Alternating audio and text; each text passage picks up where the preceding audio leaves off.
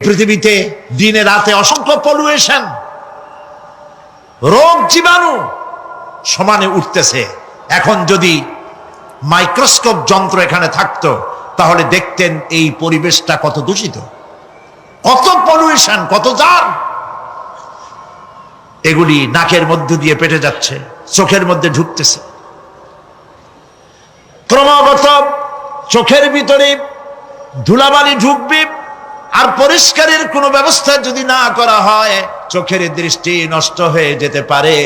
এই জন্য আল্লাহ রাব্বুল আলামিন চোখের ভিতরে মেডিসিন রূপী এক প্রকারের পানি রেখেছেন, আর অটোমেটিক চোখের পাতা ওঠানামা করে প্রতি মুহূর্তে চোখকে ক্লিন করে দিতেছে।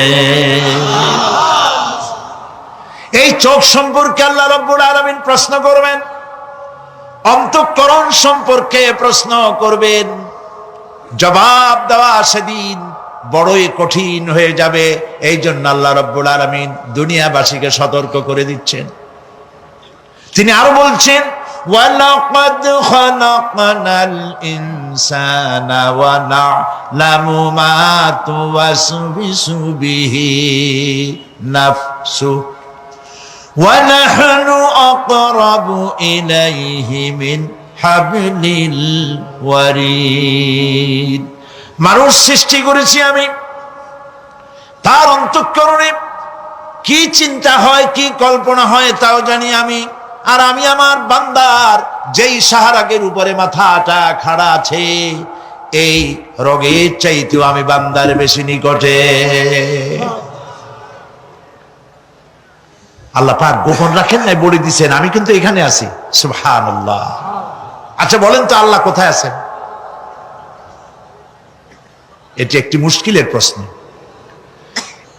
সাধারণত লোকেরা বলে আল্লাহ সব জায়গায় আছে। এই কথা, এই জবাব সঠিক নয়। আকীদা সাফ হতে হবে। আল্লাহ সব জায়গায় আছে এই কথা সঠিক নয়। যদি আল্লাহ সব জায়গায় থাকেন তাহলে দুনিয়ার সব জায়গা ভালো না, কিছু কিছু খারাপ আছে। তাহলে খারাপ জায়গায়ও থাকতে হয়। নাউযুবিল্লাহ বলেন। আল্লাহ কোথায় আছে এই প্রশ্ন আল্লাহরই করি। সওয়ালে মুকদ্দারের জবাব, পৃথিবীর মানুষ আল্লাহকে প্রশ্ন করবে তুমি কোথায় আছো। রব্বুল আলামিন প্রশ্ন করার আগে জবাব দিয়ে দিয়েছেন, আর রাহমানু আলাল আরশি ইস্তাওয়া। আল্লাহ পাক আরশে আজিমে আছেন। কোথায় আছেন বলে? এক আঙ্গুল আকাশের দিকে উঁচু করে বলেন আল্লাহ কোথায় আছেন? আরশে আজিমে আছেন। সুবহানাল্লাহ। তবে আরশে আজিমে আছেন যে অবস্থা এমন নয় যে তিনি সাংঘাতিক রকমের কুয়াশার কারণে বাংলাদেশে কি হইতেছে তা দেখতে পান না। সে আল্লাহ রাব্বুল আলামিন সব কথা পরিষ্কার করে বলেছেন, আমি তোমার ঘাড়ের কাছে। তার মানে আল্লাহর ইলম, তার নজর, তার সামা এবং তার বাসার, তার দেখা, তার শোনা, তার ইলম সবটা আমাকে ঘিরে আছে, আমি তার বাইরে নাই। আল্লাহ মানুষকে সতর্ক করতেছেন, মা ইয়ালফিযু মিন কাওলিন ইল্লা লাদাইহি রাকীবুন আতীদ। মানুষ এমন কোন কথা বলে না যা আমার ফেরেশতারা রেকর্ড করে না রাখে। যা করো তাও লেখা হয়, যা বলো তাও লেখা হয়ে যায়। দুনিয়ায় গোয়েন্দা বিভাগ আছে, আমার দেশে গোয়েন্দা বিভাগ আছে না? কি নাম কত দুই একটা আন্দাজে কইলো আছে। CID, DIB, DFI, army intelligence, কত রকম গোয়েন্দা আছে, কত বাহিনী আছে আপনি টের পাবেন না। পাগড়ি একটা বান্ধি আপনার সামনে বসা, আপনি বুঝবেন না যে আপনার আমলনামা রেকর্ড করতেছে ওখানে বসে। আপনি তো মনে করেছেন দরবেশ সাহেব 6 সেল্লা দিয়ে আসছে, কিন্তু তিনি গভর্নমেন্ট অফিসার, আপনার সর্বনাশ করতেছে, আপনি টের পাচ্ছেন না। এটা যদি মানুষের রাষ্ট্র ঠিক রাখার জন্য দুনিয়ার সরকারের দরকার হয়, তাহলে আল্লাহ পাকের এই বিশাল সাম্রাজ্য রক্ষা করার জন্য আল্লাহর গোয়েন্দা বিভাগ নাই? আল্লাহ রাব্বুল আলামিন তার গোয়েন্দা বিভাগ কাজ করতেছি, আমরা বিশ্বাস করি না, আমরা বুঝতে পারি না, যার জন্য অন্যায়ের মধ্যে লিপ্ত হয়ে যাই। একবার আমি লন্ডন শহরে রাত্রে যাচ্ছি, রাত 2টা-2:30 হবে। প্রতিমধ্যে রেড সিগন্যাল জ্বলল, গাড়িটা থামায় দিল, সামনে আর গাড়ি টাড়ি নেই। আমি ড্রাইভারে বললাম যে গাড়ি টাড়ি তো নাই সামনে, আমরা তো ইচ্ছা করলে যেতে পারি। ড্রাইভার বলল পারি, কিন্তু যাব না। কেন যাবেন না? বলল যে এই সিগন্যালের সাথে ক্যামেরা আছে, অটোমেটিক ক্যামেরা। আমি যদি এখান থেকে এটাকে ক্রস করি তাহলে আগামীকাল কোর্ট থেকে আমার নামে চিঠি আসবে। রাত 2:45, এই রঙের গাড়ি, এত নাম্বার গাড়ি, এবং আপনার চেহারা শরীফ এই, আপনি রাত 2:45 সময় রেড সিগন্যাল অমুক এলাকা থেকে ক্রস করেছেন, মেহরবানি করে কোর্টে আসেন আর জরিমানা দিয়ে যান। এই লোকটি এইখানে ক্যামেরা আছে, এটা চোখে দেখছে, সেই জন্য বিশ্বাস করলো। কিন্তু এই ক্যামেরায় স্ন্যাপ নেওয়ার জন্য কোনো ক্যামেরাম্যান নাই, অথচ গাড়ি ক্রস করলেই, ওভার স্পিড করলেই ছবি তুলে ফেলবে। এই বুদ্ধিটা কে দিছেন? যিনি এই বুদ্ধিটা দিলেন তার কাছে এমন কোনো বুদ্ধি নাই যে আপনার আমার অনবরত অটোমেটিক ক্যামেরা দিয়ে জীবনের সব কিছু আমাদের ধরে রাখে, এরকম কোনো ক্যামেরা থাকতে পারে না। পারে কি না? কিন্তু আমাদের কপাল খারাপ। ওই যে সিগারেটের প্যাকেটে লেখা আছে সংবিধিবদ্ধ সতর্কীকরণ, ধূমপান স্বাস্থ্যের জন্য ক্ষতিকর। প্যাকেটে লেখা আছে, হাতের মুঠায় ধরিয়া সিগারেট ধরে টান মারিয়া উপরে ফু দিয়া তাকায় দেখে ফু যায় কদ্দুর। ওইখানে ক্যামেরার সাথে কোনো মানুষ নাই, ক্যামেরা আছে তাই বিশ্বাস করে, কিন্তু আল্লাহর ক্যামেরাগুলি চোখে দেখে না। ওখানে যেমন রেড বর্ডার আছে, আল্লাহ রাব্বুল আলামিন জীবনের প্রত্যেকটি মোড়ে মোড়ে রেড বর্ডার লাগায় দিয়েছেন। জেনা করো না, একটি রেড সিগন্যাল। মদ পান করো না, আরেকটি রেড সিগন্যাল। মিথ্যা কথা বলো না, আরেকটি রেড সিগন্যাল। অহংকার করো না, আরেকটি রেড সিগন্যাল। বউকে বেপর্দা করো না, আরেকটি রেড সিগন্যাল। সুদ খেও না, ঘুষ খেও না, আরেকটি রেড সিগন্যাল। অসংখ্য রেড সিগন্যাল দিয়ে আল্লাহ পাক বলছেন তিলকা হুদুদুল্লাহ, এই হচ্ছে আল্লাহর বর্ডার, ফালা তাতাদুহা, অতএব আল্লাহর বর্ডারকে ক্রস করো না। কে নিষেধ করেছেন? কে নিষেধ করেছেন? মানুষেরা বিশ্বাস করে না। আল্লাহ রাব্বুল আলামিন কোরআনে কারীমের মধ্যে বলছেন ইয়ালামু খায়িনাতাল আ'য়ুনি ওয়া মা তুখফিস সুদূর। তোমার কথাগুলি রেকর্ড হয়, তোমার কাজগুলি রেকর্ড হয়, এমনকি তোমার মনের ভিতরে যে কল্পনা হয় সেগুলো রেকর্ড হয়। আর চোখে কি লুকোচুরি খেলে আল্লাহ তাও জানতে পারে। সানগ্লাস পরে চোখের ফাঁক দিয়া কারে দেখো, কেউ টের পায় না। টের পায় কে? জোরে বলেন আল্লাহ। মহান আল্লাহ রাব্বুল আলামিন বলেন, কোন গুনার কাজ করে, কোন সামান্যতম গুনার কাজ করেও এড়াতে পারবে না, এবং সামান্যতম ভালো কাজ করলেও তার পুরস্কার থেকে মাহরুম হবে না। আল্লাহ পাক বলেন ওয়া ইন কানা মিসকালা হাববাতিন মিন খারদালিন আতাইনা বিহা ওয়া কাফা বিনা হাসিবিন। একটি সরিষা পরিমাণ আমলকেও আল্লাহ পাক কিয়ামতে হাজির করবেন। হিসাব নেওয়ার জন্য আল্লাহ পাক বলেন আমি যথেষ্ট। সুবহানাল্লাহ বলেন। হিসাব নেওয়ার জন্য আল্লাহ পাক যথেষ্ট। হযরত ওমর রাদিয়াল্লাহু তাআলা আনহু আমিরুল মুমিনিন, খলিফাতুল মুসলিমিন হযরত ওমর ইবনুল খাত্তাব বলেন রাদিয়াল্লাহু তাআলা আনহু। সুবহানাল্লাহ। কোথা থেকে আল্লাহ কোথায় নিয়ে গেছেন? নবীর হত্যা করতে আসছিলেন, আর আল্লাহ তারে কোথায় নিয়ে গেছেন? সুবহানাল্লাহ। নবীজি বলেছেন লা নাবিয়্যা বাদি ওয়ালা রাসূলা, আমার পরে নবীও হবে না, রাসূল হবে না। যদি কেউ নবী বা রাসূল হইতো, কে হইতো? ওমরে আল্লাহ নবী বানাই দিতেন। সুবহানাল্লাহ। সেই ওমরের কতটুকু জানি আমরা? অনেক কিছুই জানি না। হযরত ওমর রাদিয়াল্লাহু তাআলা আনহু অন্ধকার রাত্রে একদিকে যাচ্ছিলেন, পেছনে কিছু লোক ছিল। হঠাৎ করে তিনি প্রশ্ন করলেন, আচ্ছা তোমাদের মধ্যে কেউ কি বলতে পারো কোরআনে কারীমের মধ্যে সব থেকে হতাশাব্যঞ্জক আয়াত কোনটি? অন্ধকারের ভেতরে একজনে জবাব দিলেন, ফামান ইয়ামাল মিসকালা যাররাতিন খায়রান ইয়ারা ওয়া মান ইয়ামাল মিসকালা যাররাতিন শাররান ইয়ারা। এর অর্থ হলো, যদি কেউ যারা পরিমাণ সরিষা পরিমাণ ভালো কাজ করে কিয়ামতে সেটা দেখতে পাবে, আর যদি সামান্য সরিষা পরিমাণ গুনার কাজও করে, খারাপ কাজ করে, সেটা দেখতে পাবে।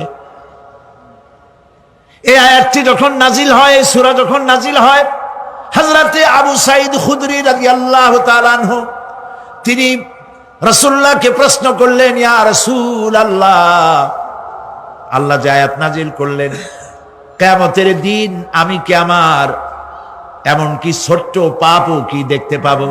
আল্লাহর নবী বললেন, আল্লাহ বলেছেন অবশ্যই দেখতে পাবা। হযরত আবু সাঈদ খুদরি রাদিয়াল্লাহু তাআলা আনহু চিৎকার করে কেঁদে উঠলেন, বললেন, তাহলে তো আমি মরেই যাব। আমার ছোট্ট পাপটাও যদি আমি দেখি কিয়ামতে, আমি তো মরে যাব।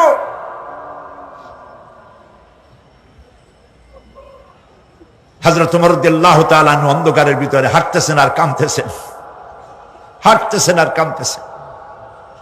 কিছু দূর অগ্রসর হয়ে তিনি প্রশ্ন করলেন, আচ্ছা কেউ কি বলতে পারো কোরআনে কারীমের মধ্যে সব থেকে আশাব্যঞ্জক আয়াত কোনটি? পেছন থেকে অন্ধকারের ভেতর থেকে আওয়াজ এলো, লা তাকনাতু মির রাহমাতিল্লাহ, আল্লাহর রহমত থেকে, দয়া থেকে নিরাশ হয়ে যেও না, হতাশ হয়ে যেও না। হযরত ওমর কাঁদতে কাঁদতে জিজ্ঞেস করলেন, তোমাদের মধ্যে আব্দুল্লাহ ইবনে মাসউদ আছে নাকি? হযরত আব্দুল্লাহ ইবনে মাসউদ বললেন, আমি তো বললাম, আমি জবাব দিলাম। সুবহানাল্লাহ। রাইসুল মুফাসসিরিন হযরত আব্দুল্লাহ ইবনে মাসউদ রাদিয়াল্লাহু তাআলা আনহু, তার পা খুব ছোট ছিল। হাদিস শরীফে এসেছে, সাহাবীরা তার পা দেখে একটু মুস্কি মুস্কি হাঁটতেছিল, এত ছোট পা। নবী করিম সাল্লাল্লাহু আলাইহি ওয়াসাল্লাম বললেন, আব্দুল্লাহ ইবনে মাসউদের পা ছোট দেখে হেসো না, কিয়ামতের দিন আব্দুল্লাহ ইবনে মাসউদের ছোট্ট পাটা উহুদ পাহাড়ের চাইতে ওজন বেশি হয়ে যাবে। সুবহানাল্লাহ, সুবহানাল্লাহ। প্রিয় ভাই সব, এই হচ্ছে নবী করিম সাল্লাল্লাহু আলাইহি ওয়াসাল্লাম। তিনি মানুষের সামনে এসব কথাগুলি পরিষ্কার করে বলে দিয়েছেন। সেদিন কোন উপায় থাকবে না, সেই কিয়ামতের মাঠ। واتقوا يوما لا تجزي نفس عن نفس شيئا ولا يقبل منها شفاعة ولا يؤخذ منها عدل ولا هم ينصرون। সেদিন কেউ কারো সাহায্যে এগিয়ে আসবে না। প্রিয় ভাই সব, অসহায়, এর ইংরেজি হচ্ছে হেল্পলেস। এই পৃথিবীতে আক্ষরিক অর্থে কোনো মানুষ হেল্পলেস হয় না, অসহায় হয় না। কেউ না কেউ সহায় হয়েই যায়, হয় স্বামী, না হয় পিতা, না হয় ছেলে, না হয় মেয়ে, না হয় আত্মীয়, না হয় সরকার। কেউ না কেউ সহায় হয়েই যায়। একেবারে হেল্পলেস এটা পৃথিবীতে হয় না। অসহায় কারে বলে? কিয়ামতের মাঠে মানুষ তা টের পাবে। আল্লাহ তাআলা কিয়ামতের দিন তুমি আমাদেরকে অসহায় করে দিও না। কিয়ামতের দিন তুমি আমাদের জন্য সহায় হয়ে যেও। আল্লাহ পাক বলছেন সেদিনটি ভয় করো যেদিন কেউ কারো সাহায্যে এগিয়ে আসবে না, কারো পক্ষে কোনো সুপারিশ গ্রহণ করা হবে না, কারো কাছ থেকে কোনো বিনিময় গ্রহণ করা হবে না, কাউকে কোনো সাহায্য করা হবে না। ইন্না লিল্লাহি ওয়া ইন্না ইলাইহি রাজিউন। আল্লাহ রাব্বুল আলামিন বলেন লান তানফাকুম আরহামাকুম ওয়ালা আওলাদুকুম ইয়াউমাল কিয়ামাহ। কিয়ামতের দিন তোমাদের আত্মীয়-স্বজন, তোমাদের সন্তান সন্ততি তোমাদের জন্য কিছু মাত্র কাজে লাগবে না। ইয়াউমা ইয়াফিরুল মারউ মিন আখিহি ওয়া উম্মিহি ওয়া আবিহি ওয়া সাহিবাতিহি ওয়া বানিহি। সেদিন মানুষ তার ভাই, মা বাপ, স্ত্রী ও সন্তান থেকে পলায়ন করবে। সেদিন প্রত্যেকে নিজ নিজ অবস্থায় পতিত হয়ে যাবে। পিতা তার সন্তানকে পরিচয় দেবে না, মা তার সন্তানকে চিনবে না, সন্তান তার মাকে চিনবে না। মানুষগুলি দৌড়াতে থাকবে, পালাতে থাকবে, কেউ কারো সাহায্য সেদিন করতে পারবে না। আমার প্রিয় ভাইয়েরা, সেই কিয়ামতে আল্লাহ পাক আমলনামা আল্লাহর আদালতে মানুষের সামনে পেশ করা হবে। পার্থিব জীবনে মানুষ যা কিছু করেছে কোন জিনিস লুকায় রাখতে পারবে না, সব প্রকাশ পেয়ে যাবে। কিয়ামতের পূর্বেই আল্লাহ রাব্বুল আলামিন সব কিছুকে রেকর্ড করে রেখেছেন। আবারও বলছি, আল্লাহ পাক কোনো কিছু গোপন রাখেন নাই। কিভাবে রেকর্ড করছেন? وَكُلَّ إِنسَانٍ أَلْزَمْنَاهُ طَائِرَهُ فِي عُنُقِهِ وَنُخْرِجُ لَهُ يَوْمَ الْقِيَامَةِ كِتَابًا يَلْقَاهُ مَنشُورًا। প্রত্যেকের ভালো মন্দ কর্মলিপি আমি তার গলায় ঝুলাই দিছি। আমি তার জন্য কিয়ামতের দিন একটি কিতাব ওপেন করে দেব, গলায় ঝুলানো আছে। আজ বিজ্ঞানীরা আবিষ্কার করেছে মানুষের শরীরের মধ্যে ডিএনএ এর কথা। এই ডিএনএ এর মধ্যে সে কেমন হবে, তার প্রজ্ঞা, তার মেধা ইত্যাদি সবকিছু ওর মধ্যে ডিএনএ এর ভিতরে বিজ্ঞানীরা খুঁজে পাচ্ছে। আল্লাহ পাক মানুষের গলায় একটা টেপ রেকর্ডার লাগাই দিয়েছেন। সুবহানাল্লাহ বলেন। সেই টেপ রেকর্ড আমার এই যে বক্তৃতা ভিডিওতে ধারণ করা হচ্ছে, টেপে ধারণ করা হচ্ছে। এই বুদ্ধিগুলি কে দিছে? আরে ভাই কথা বলবেন তো, আল্লাহর নাম জোরে না। এই বুদ্ধি কে দিয়েছেন?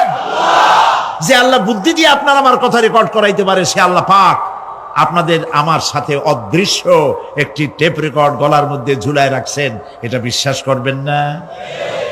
কিয়ামতের দিন এই রেকর্ড তার সামনে আল্লাহ পাক বলেন একটা কিতাব ওপেন করে দেব। তারপরে বলা হবে ইকরা কিতাবাকা কাফা বিনাফসিকাল ইয়াউমা আলাইকা হাসিবা। তাকে বলা হবে নিজের কর্মলিপি পড়ে দেখো, আজ তুমি নিজেই নিজের হিসাবের জন্য যথেষ্ট। পড়ো। কোথায় যাবা? জাহান্নামে যাবা না বেহেশতে যাবা? তুমি নিজেই তোমার হিসাব করার জন্য যথেষ্ট। সুবহানাল্লাহ। সেদিন কোনো সাহায্যকারী পাওয়া যাবে না, ওকালতি করার জন্য কাউকে পাওয়া যাবে না। বিশ্বাস করুন, বিশ্বাস করুন, কোন পীর সাহেব, কোন খাজা বাবা কিয়ামতের দিন আপনার আমার উপকারে আসবে না, আসবে না, আসবে না। হযরতে আইয়ুব 18টি বছর পর্যন্ত রোগের মধ্যে পড়ে আছেন। এত অসুখ করেছে, এত রোগ, শরীর পচে গিয়েছে, গায়ে পোকা ধরেছে, দুর্গন্ধ হয়ে গিয়েছে, বিবিরা চলে গিয়েছে, ছেলে মেয়ে পাড়ার লোকেরা দূর দূর করে তাড়িয়ে দিয়েছে। এবার জঙ্গলের ভিতরে গিয়ে আশ্রয় নিয়েছেন। এমন অবস্থা হয়েছে, শরীর পচে পচে জিহ্বায় যখন পোকা ধরা শুরু করে দিল, হযরত আইয়ুব আলাইহিস সালাম তখন আল্লাহ রাব্বুল আলামিনের দরবারে এই প্রথমবারের মতো তিনি বললেন, রব্বুল আলামিন, আয় আল্লাহ তাআলা, সমস্ত শরীর জড়জড়া হয়ে গিয়েছি, গায়ে পোকা ধরেছি, আমি কোনো কথা বলি নাই, আমি খামোশ থেকে জিকির আজগার করতেছিলাম। আয় আল্লাহ, এখন দেখি আমার জিহ্বায় পোকা ধরেছে, পোকা ধরা শুরু হয়েছে। আমার জিহ্বাটায় পোকা তুমি দয়া করে দিও না, কারণ আমার জিহ্বায় যদি পোকা হয়ে যায় তাহলে তোমার মতো আল্লাহর জিকির আমি কি দিয়া করব? আমার জিহ্বাটা তুমি দয়া করে ভালো রাখো। কোরআনে কারীম বলছি, وأيوب إذ نادى ربه أني مسني الضر وأنت أرحم الراحمين। স্মরণ করো সেই সময়ের কথা যখন আইয়ুব তার রবকে ডেকে বলেছিল, আমি অসুস্থ আর তুমি তো রহমান রহিম, দয়াময়। ভাষাটা দেখেন কি সুন্দর, এর থেকে কি আল্লাহর আর কিছু বলা লাগে? আল্লাহ পাকের কাছে তিনি বলতেছেন, আল্লাহ আমি তো অসুস্থ, আমি তো অসুখ করেছে আমার, আর তুমি তো দয়াময় রহমান রহিম। এক অন্ধ, ঈদের দিন কত অন্ধই তো আসে খয়রাত করার জন্য, ভিক্ষা করার জন্য, চতুর্দিকে ভিক্ষা করতেছে অন্ধরা। এক অন্ধ ঈদের গেটের কাছে দাঁড়ায়া বলতেছে, ভাইরা আজ হচ্ছে ঈদের দিন আর আমি কিছু দেখতে পাচ্ছি না। এ বেশি পয়সা পাইনি, মানুষের দিন তার প্রতি আকৃষ্ট হয়ে গেছে। আরে কি কথা, আজ ঈদের দিন, সকলে আনন্দ করছে আর আমি কিছুই দেখতে পাচ্ছি না। সে কিন্তু কিছু চায় নাই। ভাষার ভিতরে, কথা বলার ভিতরে এ ধরনের টেকনিক আছে। হযরত আইয়ুব আলাইহিস সালাম বললেন না যে আল্লাহ আমারে মাফ করে দাও, কষ্টের মধ্যে আছি। তিনি শুধু বলেছেন, রব্বুল আলামিন, আমি অসুস্থ হয়ে পড়েছি, আমার অসুখ করেছে, আর তোমার নাম রহমান রহিম। এতটুকু কথা বলেছেন।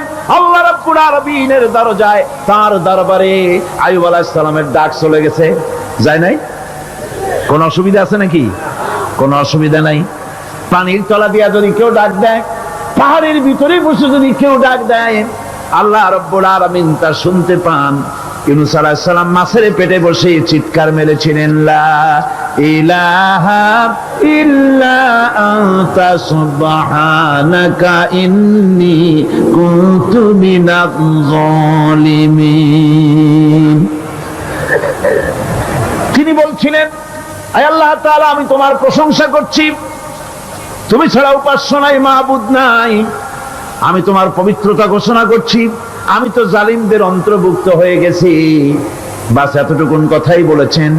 আল্লাহ পাক বলছেন, ইউনূসের ডাক তো কেউ শোনে নাই, পানির মধ্যে কেউ শোনে নাই, জমিনের কেউ শোনে নাই, মহাশূন্যের কেউ শোনে নাই, কিন্তু মাছের পেটের ভেতরে থেকে, গভীর অতল দরিয়ার তলদেশ থেকে মাছের পেটের ভিতরে বসে আমার ইউনূস যে ডাক দিল, ওই ডাক আমি আরশের মালিক আমি শুনতে পেয়েছি, আর সঙ্গে সঙ্গে জবাব দিয়েছি। ফাস্তাজাবনা লাহু ওয়া নাজ্জাইনাহু মিনাল গাম্মি ওয়া কাযালিকা নুজিল মুমিনিন। ডাকের সাড়া দিলাম, বিপদ দিয়া বাঁচায় দিলাম। শুধু ইউনূসের নাম, আল্লাহ পাক এ জায়গায় আবার ওয়াদা করলেন, দুনিয়ার যত মুমিন বান্দা আছে তারা যদি কখনো বিপদে পড়ে যায় আর আমারে যদি ডাকে, আমি এই রকম করে বিপদ থেকে বাঁচায়া দেব।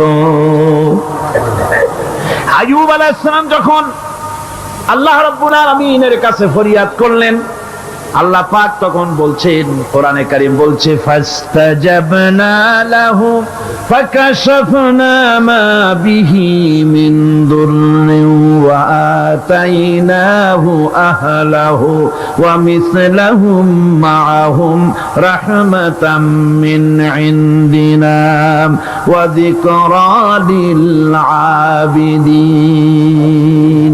আমি আইয়ুবের দোয়া কবুল করে নিলাম। শুধু তার পরিবার বর্গই দিলাম না, বরং আরো কিছু নিয়ামত আমি তাকে দান করে দিলাম। এবং তাই জন্য যেহেতু তারা ছিল আমার অনুগত বান্দা, আমার বাধ্যগত, আমি এই জন্য রহম করেছি, সমস্ত রোগ শোক আমি মাফ করে দিয়েছি। আমাদের সামান্য একটু জ্বর হয়, যদি 2-3 দিন জ্বর হয়েছে, জ্বর ছাড়ে না, বলে যে এত ভালো ভালো কাজ করি তারপর আমার এত জ্বর হওয়া লাগে, অমুকরা এত পাপ করে, তা তো কিছুই হয় না। খালি আল্লাহ আমারই চোখে দেখলো, আমার বউর অসুখ, আমার অসুখ মুড়ি ছাড়ি না। ভাইরা, আপনি ঠিক পান না যে কি গুনাহ আপনি করেন। কোরআনে কারীম বলছি, ওয়ামা আসাবাকুম মিন মুসিবাতিন ফাবিমা কাসাবাত আইদিকুম ওয়া ইয়াফু আন কাসীর। যত বিপদ তোমাদের উপর আসে সব দুই হাতের কামাই করা। আর আমি তো অনেকগুলো ক্ষমা করে দেই। তোমরা যত পাপ করো, আকাম করো, সবগুলির শাস্তি যদি দুনিয়ায় দিতাম, সাহস করার সময় পেতে না। অসুখ হলেই অধৈর্য হয়ে যেও না, ধৈর্য ধরো। আল্লাহ পাক বলেন, শুধু আইয়ুব নয়, ওয়া ইসমাঈল ওয়া ইদরিস ওয়া যাল কিফলি কুল্লুম মিনাস সাবিরিন। এইভাবে করে ইসমাঈল, ইদ্রিস, জুলকিফল সবাই ছিল ধৈর্যশীল। জোরে বলেন সুবহানাল্লাহ। ধৈর্যের চরম পরাকাষ্ঠা ছিলেন তিনি। কোরআনে কারীম নবীদের এই কথাগুলি আমাদের শোনাচ্ছেন। হযরত ইয়াকুব আলাইহিস সালাম, কলিজার টুকরা সন্তান হযরত ইউসুফ আলাইহিস সালামের জন্য তার মনটা পাগল ছিল। এত সুন্দর করে আল্লাহ তারে বানাইছিলেন, এত তিনি ছিলেন সৌন্দর্যের পিরামিড, যারা দেখলে চোখ ফিরানো যায় না। এমন সুন্দর সুপুরুষ, যারা দেখি সেই যুগের সুন্দরী যুবতী মেয়েরা রূপের মোহে পড়ে নিজেদের আঙ্গুলগুলি কেটে ফেলে দিয়েছিল।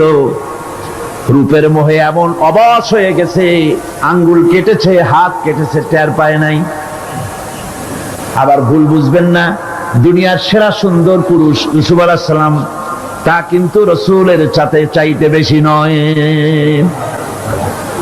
হযরত উম্মুল মুমিনিন আয়েশা রাদিয়াল্লাহু তাআলা আনহা, তিনি বলেছেন, যেই সব সুন্দরী রমণীরা ইউসুফ আলাইহিস সালামকে দেখে রূপের মোহে পড়ে নিজেদের আঙ্গুলগুলো কেটে ফেলেছিল, ওরা যদি আমার হাবিবকে দেখতো, ওরা যদি আল্লাহ রাসূলকে দেখতো, তাহলে হাত কাটতে কাটতে কোন ফাঁকেতে কলিজা কেটে ফেলে দিত, ওরা টের পেত না। আমার বন্ধুগণ, হযরত আইয়ুব আলাইহিস সালাম সন্তানের মায়া, অন্যান্য ভাইরা হিংসায় পড়ে গেল, তারা নিয়ে তাকে কুয়ায় ফেলে দিল। সেখান থেকে তারা একটা ছাগল বা কোনো পশু জবাহ করে তার রক্ত মাখাইয়া জামায়ানে হাজির করে দিল। হযরত ইয়াকুব আলাইহিস সালামের সামনে যে তালে নিয়ে খেলা করতে গিয়েছিলাম, আমরা খেলায় লিপ্ত ছিলাম, বাগে খাইয়া ফেলাইছে। এগুলি কি গপ্প? এগুলি কি কোরআন? আল্লাহ পাক শোনাচ্ছেন, বিশ্ববাসীকে শোনাইছেন।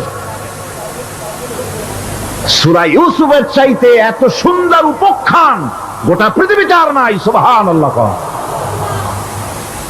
অনেকে ইউসুফ জুলাইখার কিসসা খুব মজা করে পড়ে, ফুর্তি করে, প্রেমের গল্প পড়ে। এটা কোনো প্রেমের গল্প নয়। ইউসুফ আলাইহিস সালাম, জুলাইখা ইউসুফ আলাইহিস সালামের জন্য কাঁদতে কাঁদতে চোখ কানা হয়ে গেছে। এরপর ইউসুফ আলাইহিস সালাম জুলাইখারে পাওয়ার জন্য পাগল হয়ে গেছে। নাউজুবিল্লাহ, এটা হয়নি কখনো। তিনি আল্লাহর পয়গম্বর। আর আল্লাহ কেমনি তারে বাঁচিয়েছেন, যখন জুলাইখা ঘরের ভিতরে সুন্দর করে যৌন উন্মাদনামূলক চিত্র অঙ্কিত করে ঘরের মধ্যে আটকায় দিয়েছে, তালা লাগায় দিয়েছে, আর নিজে যৌন উদ্দীপক কাপড় চোপড় পরেছে, না পরার মতোই। সে যুগের সুন্দরী মেয়ে জুলাইখা। তার কুপ্রবৃত্তিকে চরিতার্থ করার জন্য আহ্বান করা হয়েছে। হযরত ইউসুফ আলাইহিস সালাম লক্ষ্য করে দেখলেন, এমন জায়গা, এখান থেকে পালাবার তো পথ নাই, দরজা বন্ধ করে দিয়েছে। তিনি শুধু তখন কেবলমাত্র আল্লাহ রব্বুল আলামিনকে ভয় করলেন। আল্লাহকে ভয় করে আল্লাহর নাম নিয়ে যখন তালাবদ্ধ দরজার দিকে দৌড় দিয়েছেন, আল্লাহ রব্বুল আলামিন আপন কুদরতে তালাগুলি খুলে দরজা তার জন্য উন্মুক্ত করে দিলেন। ইউসুফ আলাইহিস সালামকে থালায় দিয়ে এভাবে করে কাপড় এনে দিল তার সামনে, রক্তমাখা কাপড় পেয়ে হযরতে ইয়াকুব আলাইহিস সালাম সন্তানদের মুখে কাহিনী শুনে তিনি কি বললেন? কোরআনে কারীম তা কোট করেছে, তিনি চিক দিলেন না, ফাল দিলেন না, ফিট হয়ে পড়লেন না। তিনি বললেন, কলিজার টুকরা সন্তান তার মরার খবর শুনেছেন। তিনি বললেন কি? ফাসাবরুন জামিলুন ওয়াল্লাহুল মুস্তাআনু আলা মা তাসিফুন। আমি উত্তম সবর অবলম্বন করব। তোমরা যে কাহিনী রচনা করেছো এর বেলায় আমি আল্লাহর কাছে সাহায্য চাই। আমি উত্তম সবর অবলম্বন করব।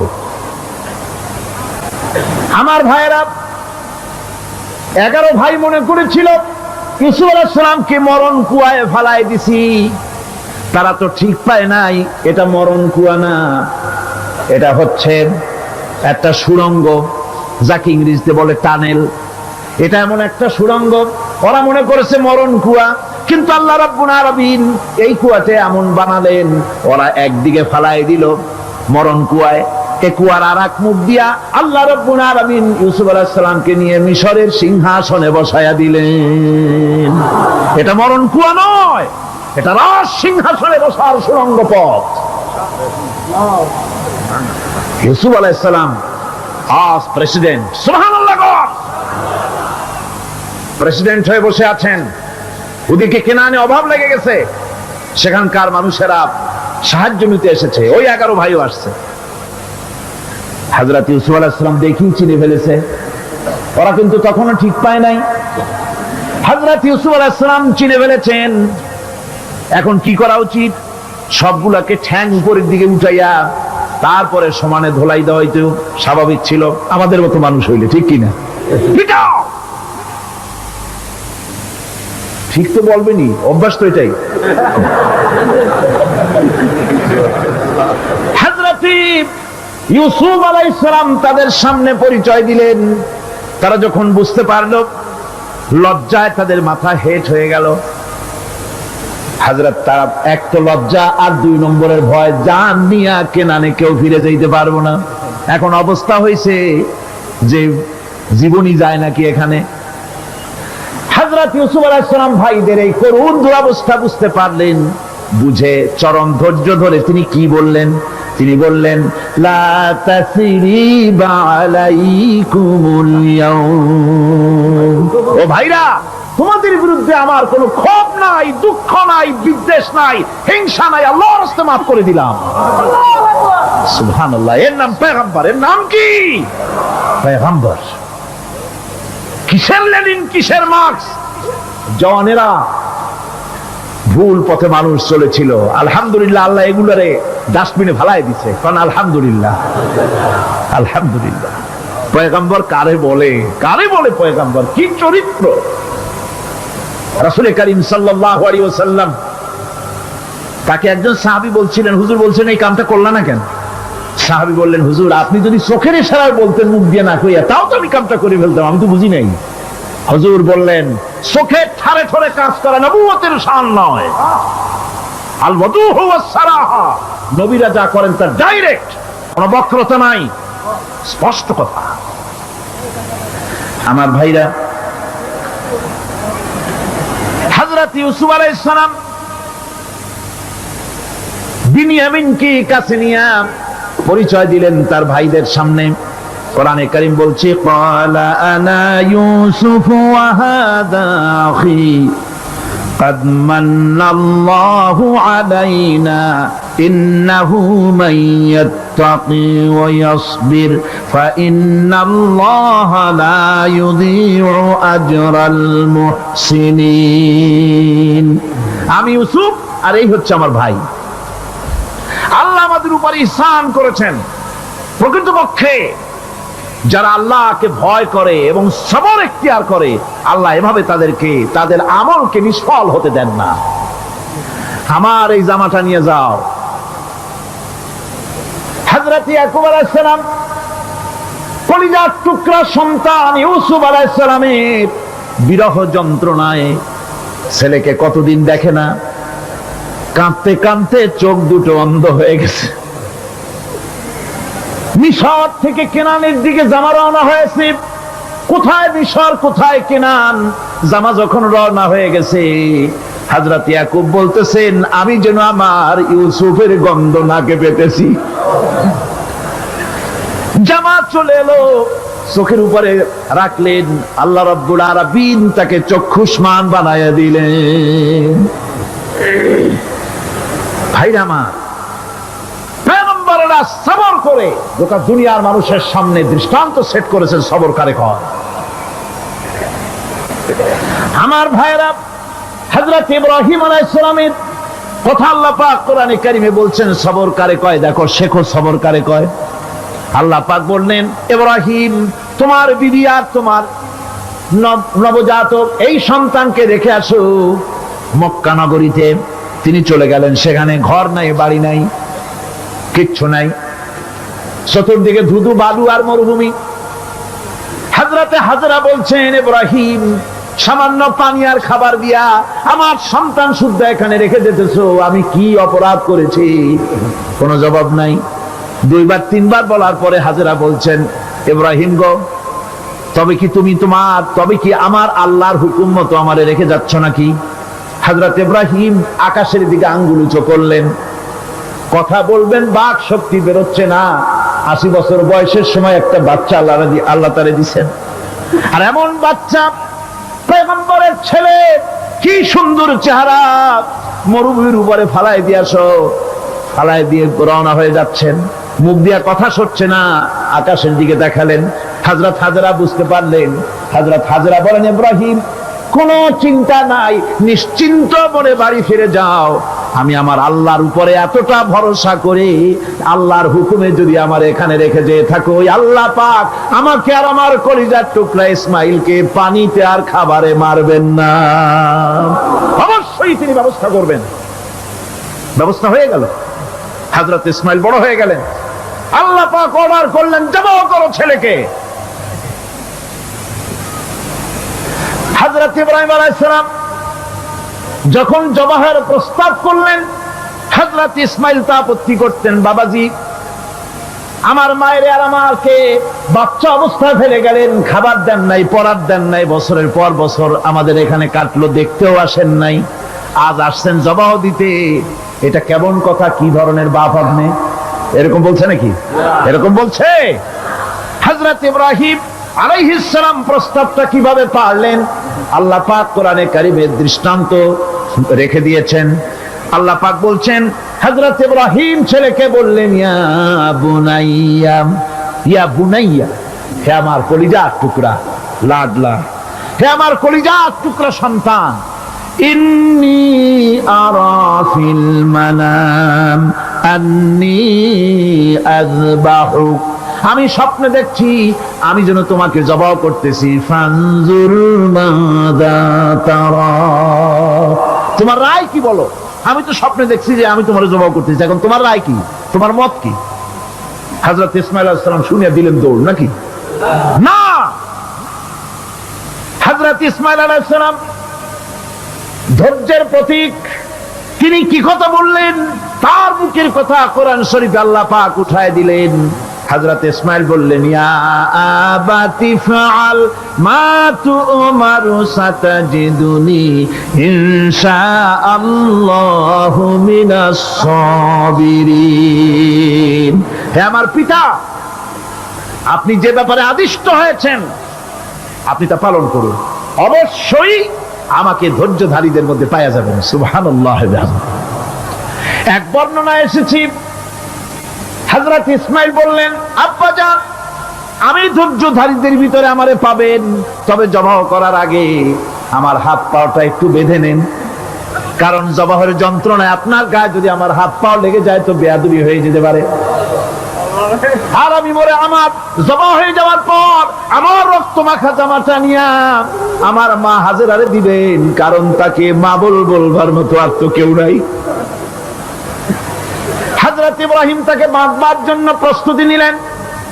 হযরত ইসমাইল বলছেন, আব্বাজান বাঁধবেন না, বাঁধার প্রয়োজন নাই। বলে কেন? একবার বাঁধতে বললে আবার তুমি নিষেধ করছো কেন? ছেলে বলছেন, আব্বাজান বাঁধবো না এই জন্যে, হয়তো কিয়ামতেই প্রশ্ন উঠতে পারে যে আল্লাহর হুকুমে রাজি ছিল না বলে হাত পা বাঞ্জা জবাহ করছে। আমি এই সুযোগ দিব না, আপনি জবাহ করেন, আমি এতটুকু নড়াচড়া করব না। ধৈর্যের চরম প্রতীক হযরতে ইসমাইল আলাইহিস সালাম দেখাই দিয়েছেন ধৈর্য কারে কয়। আমার বন্ধুগণ, এই পৃথিবীর সবচাইতে ধৈর্যের বড় প্রতীক হতেছেন ইমামুল মুরসালিন, আশরাফুল আম্বিয়া, সাইয়্যিদুল মুরসালিন জনাবে মুহাম্মাদুর রাসূলুল্লাহ সাল্লাল্লাহু আলাইহি ওয়াসাল্লাম। আমার বন্ধুগণ, সবচাইতে বড় ধৈর্যের প্রতীক তিনি। কাউকে একটা গালি দেন নাই জীবনে, কাউকে ঠাট্টা করেন নাই, কাউকে মারেন নাই, কারো মনে দুঃখ দেন নাই। তিনি দুঃখ পেয়েছেন, তিনি কাউকে দুঃখ দেন নাই। তিনি কষ্ট পেয়েছেন, কাউকে কষ্ট দেন নাই। আমার ভাইয়েরা, তায়েফের ময়দান, আমার নিজের চোখে তায়েফে যেদিন আমি তায়েফ দেখলাম, আমি তায়েফে ঢুকেছি, জীবনে কোনোদিন যাই নাই। রমজান মোবারকে আমি সেখানে গেলাম, আমাকে বসার জন্য তারা নিয়ে যাবে। আমি বললাম আগে বসবো না, আমারে আগে নিয়ে যাও, আমার নবীকে কোন জায়গায় ওরা মেরেছিল সে জায়গাটা দেখাও। তাইফের সেই গলিতে যখন আমি গিয়েছি, দুই দিকে পাহাড় দাঁড়ানো। তাইফের লোক আমার সাথে ছিল, তারা বলল এই জায়গাটা প্রথম যেখানে চতুর্দিক থেকে নবীজিকে পাথর মারছিল আর আল্লাহর নবী বেহুশ হয়ে পড়ে গিয়েছিলেন। 3টা দিন না খাওয়া, হযরতে খাদিজা নাই, আবু তালিব নাই, মক্কায় জায়গা নাই পা রাখার। নবীজি 3টা দিন ঘুরলেন। নেতারা বলল, তুমি যদি নবী হবে তো এতিম হলে কেন? আল্লাহ নবী বানাবার জন্য কি একটা ধনী মানুষ পায় না? তোমার মতো এতিম আর গরিবের নবী বানাইলো কেন? আল্লাহ নবী 3 দিন পর যখন দেখলেন কেউ দাওয়াত শোনে না, কেউ মানে না, কেউ গ্রহণ করে না, তখন তিনি নেতাদের অনুরোধ করলেন, ঠিক আছে দাওয়াত তো কবুল করলে না, তবে একটা কাজ করো, অন্তত আমি যে তায়েফে আসছিলাম এই খবরটা মক্কায় দিও না, ওরা আরো অত্যাচার বাড়ায় দেবে। এই কাফিরগুলি খবর তো মক্কায় পাঠালো আর সমস্ত যুবকদেরকে লেলিয়ে দিল। যুবকেরা চতুর্দিকে দাঁড়াইছে, রাসূলকে পাথর মারা শুরু করে দিল। আমি যখন রেল লাইনের থেকে হাঁটি, যখন রেল লাইন কোনো সময় দেখি, রেলের পাথরগুলি, রেল লাইনের পাথরগুলি দেখলেই আমার মাথায় যেন কেন তাইফের কথা মনে এসে যায়। আরে মানুষের গায়ে পাথর মারলে কি অবস্থার সৃষ্টি হয়! পাথর নূরের শরীর, রহমতের শরীর, কিটি কিটি রক্ত ঝরছে। নবীজিকে জোর করে উঠাইয়া জবরদস্তি করে হাঁটার জন্য তারা ধাক্কা মারতেছে। আবার কিছুদিন গিয়ে নবীজি আবার বেহুশ হয়ে পড়েছেন, এইখান থেকে আবার উঠাইছে, আবার ধাক্কা মারতেছে। 3 নম্বরের আর একটা জায়গা আছে যেখানে ভাঙ্গা একটা মসজিদ। তাইফের লোকেরা আমাকে বলল এই জায়গাটা হলো শেষ জায়গা যেখানে রাসূল করিম 3য়-বারের মতো বেহুশ হয়েছিলেন, এখানেই হুজুরের রক্ত ঝরেছে বেশি। 2 রাকাত নামাজ পড়লাম, সিজদায় পড়ে এমন কান্না কাঁদলাম আল্লাহর কাছে। নবীজি যখন হুশ এসেছে, হযরতে জিবরাইল বলেন, ইয়া রাসূলুল্লাহ, আপনার এই কষ্ট দেখে ফেরেশতারা কাঁদতেছে, আপনি অনুমতি দিয়ে দেন এই 2 পাহাড়কে মিলাইয়া সমস্ত তায়েফবাসী কাফেরগুলি মাটির সাথে মিশাইয়া দেই। নবীজি বললেন, জিবরাইল, আমি যদি হুকুম করি আর আমার হুকুম মতো যদি এই কাম করো, একটা কাফেরও যদি না বাঁচে তাহলে কার মুখে পৌঁছাবো লা ইলাহা ইল্লাল্লাহু মুহাম্মাদুর রাসূলুল্লাহ। আমার ভাইরা, হুজুর সাল্লাল্লাহু আলাইহি ওয়াসাল্লাম উঠে বসলেন। এমন সময় হযরতে যায়েদ শরীরের রক্তগুলি মুছে দিতেছেন। রাসূল সাল্লাল্লাহু আলাইহি ওয়াসাল্লাম বসে দুইখানা হাত উত্তোলন করলেন। নবীজির চোখ থেকে পানি গড়ায় পড়তেছে। আরে কেউ নাই, আল্লাহ ছাড়া কেউ নাই সাহায্য করার। নবীজি হাত তুলে মোনাজাত করতেছেন, চোখ দিয়া পানি পড়ে দাড়ি ভিজে পড়তেছে, গায়ে দিয়া রক্ত ঝরতেছে। নবীজি কি দোয়াটা করলেন? বদদোয়া করলেন না, গজব দিতে বললেন না। নবীজি দোয়া করলেন, রব্বুল আলামিন, এই তায়েফের লোকেরা আজকে আমার সাথে যে ব্যবহারটা করেছে, ওরা বোঝে নাই যে আমি তোমার নবী, ওরা বোঝে নাই যে আমি তোমার রাসূল, না বুঝে আমার উপরে যে অত্যাচারটা করলো, আল্লাহ তুমি এই জন্য রাগ করে এই তায়েফে তুমি গজব দিও না। আল্লাহ পাক পরবর্তী সময় হুজুরকে স্মরণ করাই দিলেন, ওয়ামা আরসালনাকা ইল্লা রাহমাতাল লিল আলামিন। ও নবী, আপনি হচ্ছেন আমার সমস্ত সৃষ্টি জগতের জন্য, আপনি আমার রহমত, আমার গোটা বিশ্বের জন্য আপনার, আমার সৃষ্টি জগতের জন্য আপনি আমার করুণা। একটা লোক রাসূলের এই কষ্ট দেখে বাগান থেকে এক গ্লাস আঙ্গুরের শরবত এনে হাজির করেছে। এত কষ্টের পর 3 দিনের না খাওয়া আঙ্গুরের একটা শরবত পাইয়া হুজুর খুব খুশি হলেন। শরবত গ্লাস পান করে হুজুর বলছেন, তোমার নাম না আত্তাস? তিনি বলছেন, হ্যাঁ হুজুর, আমার নাম আত্তাস। তোমার বাড়ি না ইউনূস আলাইহিস সালামের গ্রামে? বলে, হ্যাঁ আমার বাড়ি সেই গ্রামে। তা আপনি কি করে জানলেন আমার নাম আত্তাস আর আমার বাড়ি ইউনূস আলাইহিস সালামের গ্রামে? আপনি জানলেন কি করে? হুজুর বললেন, আমি নবী, হযরত ইউনূস নবী, একজন নবীর খবর আর একজন নবীর কাছে থাকে। রাসূল করিম সাল্লাল্লাহু আলাইহি ওয়াসাল্লাম সবর ইখতিয়ার করেছিলেন, ধৈর্য অবলম্বন করেছিলেন, আর আল্লাহ পাক তাকে নির্দেশ করেছেন, সবর করো। ওয়াত্তাবি' মা ইউহা ইলাইকা ওয়াসবির হাত্তা ইয়াহকুমাল্লাহ। তুমি কেবল সেই জিনিসের অনুসরণ করো যা আমি তোমার প্রতি অবতীর্ণ করেছি। আমি আপনার উপরে যেটা অবতীর্ণ করেছি ওটার অনুসরণ করুন, আর সবর ইখতিয়ার করুন যতক্ষণ না আল্লাহর পক্ষ থেকে চূড়ান্ত ফয়সালা না আসে। ধৈর্য ধরুন, ধৈর্য ধরুন। আমার ভাইরা, কাফেরদের নির্যাতনের মোকাবেলায় আল্লাহ পাক তার হাবিবকে সান্ত্বনা দিয়েছেন। যখন কাফেররা নির্যাতন করতেছে, আরে হযরতে বেলাল নির্যাতিত, হযরতে সুমাইয়া নির্যাতিতা, হযরতে খাব্বাব, হযরতে খুবাইব, হযরতে আম্মার রিদওয়ানুল্লাহ তাআলা আলাইহিম আজমাইন, এত মার হতেছে। হযরতে ওমর হযরতে খাব্বাব রাদিয়াল্লাহু তাআলা আনহুকে খোলা গায়ে দেখে বলছিলেন, খাব্বাব রে, তোমার পিঠে এত গর্ত কেন? এত গর্তওয়ালা পিঠ তো আমি মানুষের দেখি নাই, এত চিকুন কোমরওয়ালা মানুষও তো দেখি নাই। তিনি বলেছেন, ওমর তুমি কি ভুলে গেছো? ইসলাম কবুল করার অপরাধী কাফির বেঈমানেরা আগুন জ্বালায়া আংটা আগুনের উপরে আমাকে চিৎ করে শোয়াছে। আমি যেন নড়াচড়া করতে না পারি সেজন্য আমার বুকের উপরে পাথর চাপা দিয়ে রেখেছিল। গায়ের চর্বি আর রক্ত গলে গলে পড়ে আগুন নিবেছে, আর আগুন গোশত পুড়ে যে পিঠের মধ্যে প্রবেশ করেছিল আজও পর্যন্ত পিঠের সেই গর্ত সেরে যায় নাই। এভাবে অত্যাচার হচ্ছিল সাহাবীদের উপরে। আল্লাহ রাব্বুল আলামিন তার হাবিবকে সান্ত্বনা দিলেন, ওয়াসবির ওয়ামা সাবরুকা ইল্লা বিল্লাহি ওয়ালা তাহজান আলাইহিম ওয়ালা তাকু ফি গায়তিম মিম্মা ইয়ামকুরুন। হে রাসূল, সবরের সাথে কাজ করতে থাকুন। আপনার এই সবরের তৌফিক তো আল্লাহই দিয়েছেন, আর ওদের সমস্ত ষড়যন্ত্র, ওদের অপকৌশলে আপনি দুঃখিত হবেন না, চিন্তা করবেন না, ভারাক্রান্ত হবেন না। আপনি নিশ্চিত থাকুন। ওয়াসবির লিহুকমি রাব্বিকা ফাইন্নাকা বিআয়ুনিনা। হে নবী, আপনার রবের চূড়ান্ত ফয়সালা আসা পর্যন্ত ধৈর্য ধারণ করুন। আপনি তো আমার চোখের সামনে। সুবহানাল্লাহ, সুবহানাল্লাহ। আপনি আমার চোখের সামনে।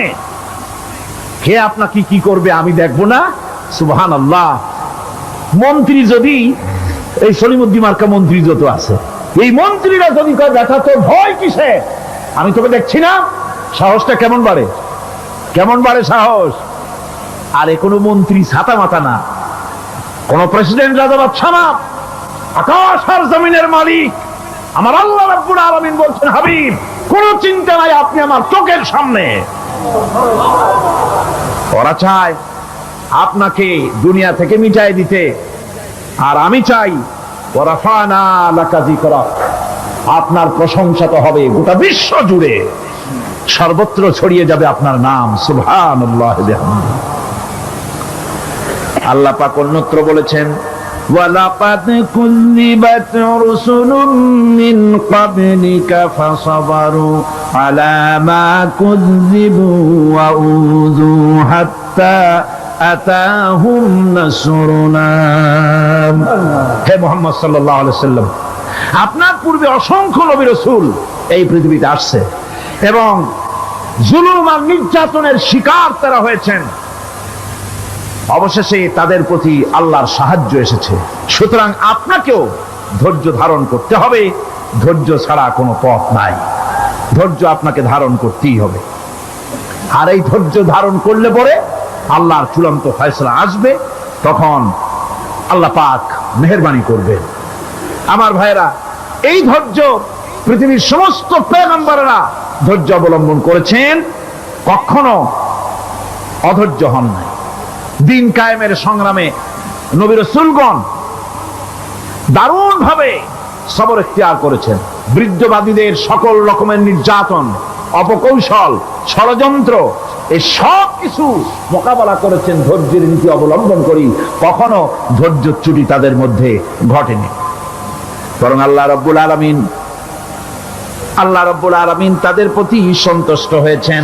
যারা এই ধৈর্য ধরেছে তাদের উপরে সন্তুষ্ট হয়ে আল্লাহ রাব্বুল আলামিন বলেছেন, ওয়া কাআইয়্যিম মিন নাবিয়্যিন ক্বাতালা মাআহু রিব্বিয়ুন কাসীর। এর আগে অনেক নবী এসেছিলেন যাদের সাথে বহু আল্লাহওয়ালা লোক লড়াই করেছেন। ফামা ওয়াহানু লিমা আসাবাহুম ফি সাবিলিল্লাহি ওয়ামা যাফু ওয়ামা ইসতাকানু।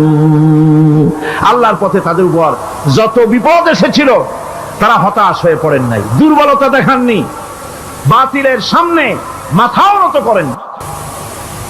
ওয়াল্লাহু ইউহিব্বুস সাবিরিন। আর আল্লাহ পাক ধৈর্যশীল যারা, তাদেরকে আল্লাহ পাক ভালোবাসেন। আমার ভাইরা, ধৈর্যের পরিচয় রাসূল করিম সাল্লাল্লাহু আলাইহি ওয়াসাল্লাম উহুদের ময়দানে যখন আক্রান্ত হয়ে গেলেন, চতুর্দিকে কাফেররা ঘিরে ধরেছে, বাঁচার কোনো পথ নাই। সাহাবায়ে কিরাম রাসূলকে পাহারা দিলেন। যারা রাসূলকে পাহারা দিতে দাঁড়ায়ছেন, জীবন দিয়া পাহারা দিতে দাঁড়ায় গেছে, রাসূলের দিকে মুখ দিয়া, পিঠটা বাইরের দিকে দিয়ে রাসূলকে পাহারা দেওয়া শুরু করেছেন। হুজুরকে পাহারা দিতে যারা দাঁড়িয়েছিলেন, কাফের কর্তৃক নিক্ষিপ্ত কি তীরগুলি এসে যখন বিঁধতেছিল, শুধু একজন সাহাবী হযরত তালহার পিঠের ভিতরে রাসূলকে হেফাজতের জন্য 80টা তীর একজনের পিঠের মধ্যে গিয়ে ঢুকেছে। এক অসতর্ক মুহূর্তে নবীজির দান্দান মোবারক শহীদ হয়ে গেল, শিরস্থান ভেঙে গেল, লোহার কড়া প্রবিষ্ট হয়ে গেল কপালের ভিতরে। হুজুর মাথা ঘুরে পড়ে গেলেন। হযরত আবু উবাইদা রাদিয়াল্লাহু তাআলা আনহু হুজুরের মস্তক মোবারককে কোলে করে নিয়ে তারপরে বহু কষ্ট করে মাথা থেকে লোহার কড়া বের করলেন। এবার ওই কড়ার ছিদ্র দিয়ে রক্ত আসতেছে, মুখ দিয়ে রক্ত পড়তেছে, দাড়ি ভিজে যাচ্ছে। বুখারী শরীফে এসেছে, আল্লাহর নবী দুইখানা হাত নিজের চেহারার উপরে মলে আনে, টাটকা রক্ত চোখের সামনে দেখে বলছেন, আহারে, এই কওমের ফালাক কি করে হবে, এই কওমের মুক্তি কি করে হবে, এই কওমের নাজাত কি করে হবে, যে কওম তার নবীর চেহারা রক্ত দিয়ে আল্লাহ বানাইয়া দিল। নবীজি বললেন, আল্লাহুম্মা গফিরলি কওমি ফাইন্নাহুম লা ইয়ালামুন। আয় আল্লাহ পাক, আমার এই কওম বুঝতে পারে না, ওদেরকে মাফ করে দাও। খবর ছড়িয়ে গেল নবীজি শহীদ হয়ে গিয়েছেন। খবর ছড়িয়ে গেল চতুর্দিকে। মদিনায় খবর ছড়িয়ে গেল, মানুষ পাগলের মতো দৌড়ানো শুরু করে দিল। এক মেয়ে লোক দৌড়াচ্ছে ওহদের দিকে, কয়েকজন সাহাবীর সঙ্গে দেখা। তারা জিজ্ঞেস করলেন, দৌড়াও কেন মহিলা, যাও কই? কয় ওহদের দিকে যেতেছি। কয় যায় তো কোনো লাভ নাই, যেহেতু তোমার যে স্বামী এসেছিলেন জিহাদের ময়দানে তিনি তো শহীদ হয়ে গেছেন। মহিলা বলতেছে, কে শহীদ হয়েছে শুনতে চাই না, আগে বলো নবীজি কেমন আছে। আবার কিছুক্ষণ পর আর কয়েকজনের সঙ্গে দেখা। তারা বলছে, মেয়ে লোক দৌড়াও কই? যাচ্ছি ওহদের দিকে। তারা বলছেন যে কোনো লাভ নাই, তোমার যে দুইটা কলিজার টুকরা সন্তান ওহদে এসেছিল দুটোই শহীদ হয়ে গেছে। মা বলতেছি, ও সাহাবী, কে শহীদ হয়েছে শুনতে চাই না, তাড়াতাড়ি করে বলো আল্লাহর নবী মুহাম্মদ রাসূলুল্লাহ সাল্লাল্লাহু আলাইহি ওয়াসাল্লাম কেমন আছেন। দৌড়াতে দৌড়াতে ওহদের মাঠে সাহাবায়ে কেরাম পরিবেষ্টিত। আল্লাহর নবীর কাছে গিয়ে হুজুরের জীবিত চেহারা মোবারকের দিকে তাকায়া মেয়ে লোকটি কাঁদতেছে আর বলতেছে, ইয়া রাসূলুল্লাহ, আমার স্বামী মরা শোক, আমার কলিজার টুকরা দুইটা সন্তান মরা শোক আমার কলিজা থেকে মুছে গেছে, আপনি বেঁচে আছেন তামাম মুসলমানদের এর চাইতে বড় সান্ত্বনা আর নাই। ভাইরা আমার, রাসূল করিম সাল্লাল্লাহু আলাইহি ওয়াসাল্লাম এভাবে করে ধৈর্যের পরিচয় দিয়েছেন। গালাগালি দেন নাই, রাগ করেন নাই, বদদোয়া করেন নাই। সুবহানাল্লাহ কোন, সুবহানাল্লাহ। ভাইরা আমার, এই সবর এমন মহান বৈশিষ্ট্য, এর মধ্যে রয়েছে জিহাদের ময়দানে যদি লোক কম হয় আর যদি তাদের মধ্যে সবর থাকে, বেশি সংখ্যক লোকের উপরে আল্লাহ পাক সবরকারীদেরকে বিজয়ী করে দিবেন। কোরআনে কারীমে রব্বুল আলামিন বলেন, কাম মিন ফিয়াতিন কালিলাতিন গালাবাত ফিআতান কাসীরাতাম বিইذনিল্লাহ ওয়াল্লাহু মা'আস সাবিরিন। এমন ঘটনার বহু নজির আছে যে কম সংখ্যক লোকেদের উপরে আল্লাহ পাক, বেশি সংখ্যক লোকেদের উপর আল্লাহ পাক কম সংখ্যক লোকদেরকে জয়ী করে দিয়েছেন। আল্লাহু মা'আস সাবিরিন, আর আল্লাহ আছে ধৈর্যশালীদের সাথে। আল্লাহ আছে কাদের সাথে? দেখেন না বদরের কামটা, বদরের ময়দান, 313 জন মুসলমান, অস্ত্রপাতি নাই, সামান্য সামান্য অস্ত্র, আর কাফেরেরা এসছে হাজারেরও বেশি। আমার বন্ধুগণ, ধৈর্য কত বড় কাম দিল, ধৈর্য ধারণ করেছেন তারা, আল্লাহর উপরে ভরসা করেছেন। আল্লাহ রাব্বুল আলামিন অস্ত্রের কাজ কি দিয়া করায় দিলেন। একজন সাহাবী এসে বলছেন, হুজুর, জিহাদের ময়দান, ইসলামের প্রথম জিহাদ, আমার কাছে তো অস্ত্র নাই, মেহেরবানি করে একটা অস্ত্র আমারে দেন, আমি লাফায় পড়ি জিহাদের মধ্যে। হুজুর বলেন, অস্ত্র তো আমার কাছে নাই, দিবটা কি? সাহাবী বলছেন, হুজুর, অস্ত্র না থাকে যা পারেন তাই দেন, আপনার হাত দিয়ে যা দিবেন আমি দাঁড়ায় থাকতে পারবো না, জিহাদে আমাকে শরীক হতেই হবে। নবীজি কাছে পেলেন একখানা শুকনা খেজুরের ডালখানা তুলে সাহাবীর হাতে তুলে দিলেন। সাহাবী বলেন, রাসূলের হাতের দেওয়া শুকনা খেজুরের ডালটা নিয়ে আমি যখন কাফেরদের ভিড়ের মধ্যে ঝাঁপায় পড়ে যখন শুকনা খেজুরের ডাল দিয়ে আঘাত দিলাম, তখন ধারালো তরবারি দিয়ে আঘাত করলে যে কাম হয়, শুকনা খেজুরের ডালের আঘাতে কাফের দ্বিখণ্ডিত হয়ে জমিনে পড়ে গেল। ভাইরা আমার, আল্লাহ রাব্বুল আলামিন সবর যারা করে, সংখ্যা যদি কম হয়, আল্লাহ পাক তাদেরকে বিজয়ী করে দেবেন, এই ওয়াদা আল্লাহ রাব্বুল আলামিন করেছেন। এই সবরের গুণ ছাড়া জান্নাতেও প্রবেশ করা যাবে না। সবর যদি না থাকে বেহেশতে যাওয়া যাবে না। ভালো করে মনে রাখেন, আল্লাহ পাক বলছেন, আম্মা হাসিবতুম আন তাদখুলুল জান্নাতা ওয়ালাম্মা ইয়া'লামিল্লাহুল্লাযীনা জাহাদু মিনকুম ওয়া ইয়া'লামাস সাবিরিন। তোমরা কি মনে করেছো এমনি বেহেশতে চলে যাবা? এটা কি মামু বাড়ির আবদার নাকি? এমনি বেহেশতে চলে যাবা? অথচ আল্লাহ রাব্বুল আলামিন এখনো দেখেন নেননি যে তোমাদের মধ্যে কারা জিহাদ করতে প্রস্তুত, কারা তোমাদের মধ্যে জিহাদ করে জান দেওয়ার জন্য প্রস্তুত, আর কারা ধৈর্যধারী, এটা তো আল্লাহ এখনো দেখে নেন নাই। সুতরাং হক এবং বাতিলের সংগ্রামে লিপ্ত হতে হবে। আল্লাহ দেখতে চান কারা জীবন দিতে চায়। সুতরাং ইসলামী আন্দোলনে যারা শরীক হবে তাদের বিপদ এবং মুসিবত দিয়ে আল্লাহ রাব্বুল আলামিন তাদের সাহসিকতা এবং ধৈর্যের পরীক্ষা নিবেন। কোরআনে কারীম বলছে, وَلَنَبْلُوَنَّكُمْ حَتَّى نَعْلَمَ الْمُجَاهِدِينَ مِنكُمْ وَالصَّابِرِينَ وَنَبْلُوَ أَخْبَارَكُمْ। অবশ্যই আমি তোমাদেরকে পরীক্ষার সম্মুখীন করব, আর তোমাদের মধ্যে সত্যিকার মুজাহিদ, দৃঢ়তা অবলম্বনকারী কারা, আমি তা দেখব। এটা যেন আমি দেখে নিতে পারি, সেই জন্য আমি বিপদ এবং মুসিবতের মধ্যে তোমাদের ফেলবো। ধৈর্যধারীদের উপরে আমার রহমত অবশ্যই থাকবে। সবর এমন এক সম্পদ যা ধারণ করলে পরে আল্লাহ রাব্বুল আলামিন রাষ্ট্রীয় ক্ষমতা দান করে দেন। কোন সুবহানাল্লাহ, জোরে কোন সুবহানাল্লাহ। ধৈর্য ধারণ করলে আল্লাহ রাষ্ট্রের মতো বিরাট নিয়ামত আল্লাহ হাতে তুলে দিবেন। তার প্রমাণ কোরআন শরীফে আল্লাহ বলছেন, বনি ইসরাইলরা মিশর থেকে যখন বহিষ্কার হয়ে গেল, তাদের যখন পা রাখার কোনো জায়গা থাকলো না, বনি ইসরাইলরা মিশর থেকে যখন বহিষ্কার হয়ে গেল, এরপরে আল্লাহ পাক তারা যখন ধৈর্য অবলম্বন করলো, আল্লাহ পাক তাদের ব্যাপারে বলছেন, ওয়া আওরাসনাল কওমাল্লাযীনা কানু ইউস্তাদআফুনা মাশারিকাল আরদি ওয়া মাগারিবাহা আল্লাতী বারাকনা ফিহা। আর তাদের স্থলে আমি নির্যাতিত লোকদেরকে প্রতিষ্ঠিত করলাম। পশ্চিম এবং উত্তরের তাদেরকে আমি পশ্চিম এবং পূর্বের উত্তরাধিকারী তাদেরকে বানায় দিলাম। বিরাট এলাকা তাদের হাতে আমি তুলে দিলাম। ওয়া তাম্মাত কালিমাতু রাব্বিকাল হুসনা আলা বানি ইসরাঈলা বিমা সাবারু। আর এভাবে করে আল্লাহ পাক তার কথাকে পূর্ণ করলেন বনি ইসরাইলদের উপরে। সবর এখতিয়ার করার জন্য, ধৈর্য ধরার কারণে আল্লাহ পাক রাষ্ট্রের মালিক তাদের বানাই দিলেন। জোরে কোন সুবহানাল্লাহ।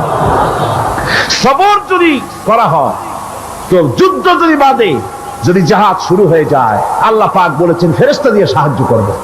যদি সবর থাকে তোমাদের, সবর থাকলে আল্লাহ কি দিয়ে সাহায্য করবেন? ফেরেশতা। কোরআনে কারীম বলছি, বালা ইন তাসবিরু ওয়া তাত্তাকু ওয়া ইয়াতুকুম মিন ফাওরিহিম হাদা ইউমদিদুকুম রাব্বুকুম বিখামসাতি আলাফিন মিনাল মালাইকাতি মুসাউমিমিন। হ্যাঁ, তোমরা যদি ধৈর্য অবলম্বন করো আর আল্লাহকে ভয় করে চলো, তাহলে এক্ষুনি আল্লাহ রাব্বুল আলামিন তোমাদের জন্য কাতারে কাতারে শৃঙ্খলাবদ্ধ ৫,০০০ ফেরেশতা দিয়ে তোমাদেরকে সাহায্য করবেন। সুবহানাল্লাহ। তোমাদেরকে ফেরেশতা দিয়ে সাহায্য করা হবে। তোমরা যদি সবর এখতিয়ার করো, তাহলে সংখ্যা যদি কম হও, বেশি সংখ্যার উপরে জয়ী করে দেব। ইয়াকুম মিনকুম ২০ সাবিরুনা ইয়াগলিবু মিয়াতাইন। যদি তোমাদের ভিতরে ধৈর্যশীল ২০ জন হয়, আমি ২০০ কাফেরের বিরুদ্ধে তোমাদেরকে জয়ী করে দেব। সুবহানাল্লাহ। তোমরা যদি হও ধৈর্যশীল ২০০ জন, ২০০ কাফেরের উপরে তোমরা জয়যুক্ত হয়ে যাবে।